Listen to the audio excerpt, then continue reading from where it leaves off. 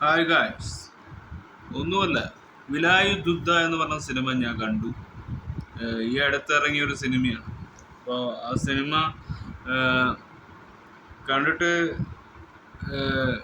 ഷമി തെലുങ്കിന് അഭിനയിച്ച ക്യാരക്ടർ ഭയങ്കര നല്ലൊരു ക്യാരക്ടറായിരുന്നു.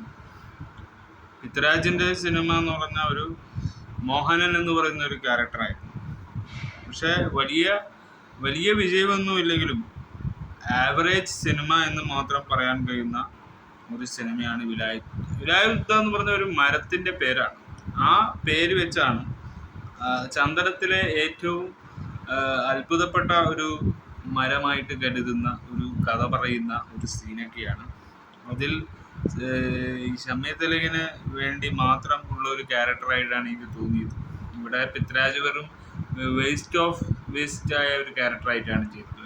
യാതൊരു പ്രതിബദ്ധതയും ഇല്ലാത്തൊരു ക്യാരക്ടർ പോലെ ഒന്നും പുഷ്പയൊക്കെ കണ്ട മാതിരിയുള്ളൊരു സീനൊക്കെ നമുക്ക് കാണുന്നു. വലിയ സംഭവങ്ങളൊന്നുമില്ലാതെ ചെറിയ കാര്യങ്ങൾ മാത്രം പറഞ്ഞുകൊണ്ടാണ് വിലായുദ്ധ എന്ന് പറയുന്ന ഈ സിനിമ നമ്മളിലേക്ക് എത്തിയത്. അപ്പോൾ ഈ സിനിമ അത്ര ചെറിയ ഒരു സിനിമയാണ് എന്നും ഈ സിനിമ കണ്ട എല്ലാവർക്കും വലിയ നെട്ടലോടെ ഒന്നും ഈ സിനിമ ഇപ്പോൾ OTTയിലേക്ക് എത്താവുന്ന ചുരുക്കമായ ഒരു വിവരണം മാത്രമേ നമുക്ക് പറയാനുള്ളൂ. വലിയ കാര്യങ്ങളൊന്നുമില്ല. ജയൻ നമ്പ്യാർ ആദ്യമായി സംവിധാനം ചെയ്ത ഇന്ത്യൻ മലയാള ഭാഷാ നാടക ത്രില്ലർ ചിത്രമാണ്. അതായത് വിലായുദ്ധ. അതായത് GR ഇന്ദുഗോപൻ എന്ന എഴുതിയ അതേ പേരിലുള്ള നോവലിനെ ആസ്പദമാക്കിയാണ് ചിത്രം ഒരുക്കിയിരിക്കുന്നത്. ഉർവശി തിയേറ്റേഴ്സിന്റെ ബാനറിൽ സന്ദീപ് സെനും അനീഷൻ തോമസും ചേർന്നാണ് ചിത്രം നിർമ്മിക്കുന്നത്. അങ്ങനെയാണ് ഉള്ളത്. ഇതിൽ വിചാർ സുകുമാരൻ, കോട്ടയം രമേശ് എന്നിവർക്കൊപ്പം ഷമി തിലകൻ, അനു മോഹൻ, പ്രിയംവദ കൃഷ്ണൻ എന്നിവരും അഭിനയിക്കുന്നു. ഭാസ്കരൻ മാസ്റ്റർ നട്ടുപിടിപ്പിച്ച ചന്ദനമരം, അതായത് ഭാസ്കരൻ എന്ന് പറയുന്ന ഈ ഷമി തെലുങ്കൻ ക്യാരക്ടർ അവരുടെ ഡബിൾ മോഹൻ എന്ന മോഷ്ടിക്കാൻ ശ്രമിക്കുമ്പോൾ ഉണ്ടാകുന്ന സങ്കടനമാണ്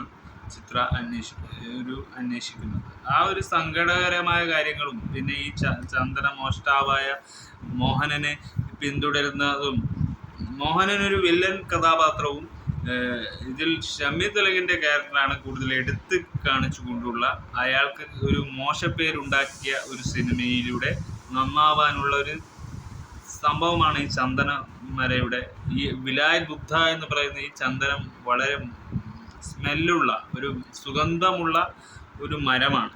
ആ മരത്തെ ആശ്രയിച്ചാണ് ഈ സിനിമ ബോൾഡ് ചെയ്തിരിക്കുന്നത്. അപ്പോൾ സിനിമ കണ്ടിരിക്കാം എന്ന് മാത്രം പറഞ്ഞുകൊണ്ട് ബൈ ഫോർ.